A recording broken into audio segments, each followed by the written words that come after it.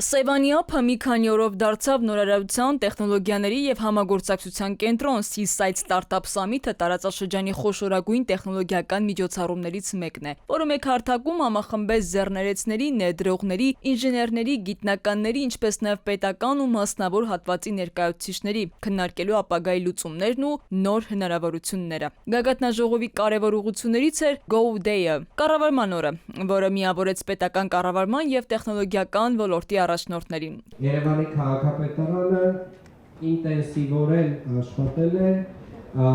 իր էֆեկտիվության վրա առաջին հերթին եւ փորձել է նորանոր գործիքներ գտնել, ինչպես ավելացնել քաղաքային կառավարման էֆեկտիվությունը։ Միջգերատեսչական պանելային քննարկման ընթացքում պետական կառույցների ներկայացուցիչները անդրադարձան թվային կառավարման, խելացի հարկային վարչարարության, հանրային անվտանգության տեխնոլոգիաների եւ պետական մարմինների միջև տվյալների արդյունավետ փոխգործակցության թեմաներին։ Հայաստանում մեր տնտեսության համար հանքարդյունաբերությունը եւ տեղեկատվական տեխնոլոգիաների ոլորտները շատ կարևոր են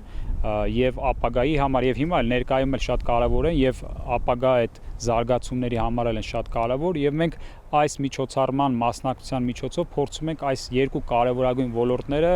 ավելի մոտեցնել իրար, որովհետեւ կարծես կարևորագույն ոլորտներ լինելով եւ մեր այս փոքր երկրում իրանց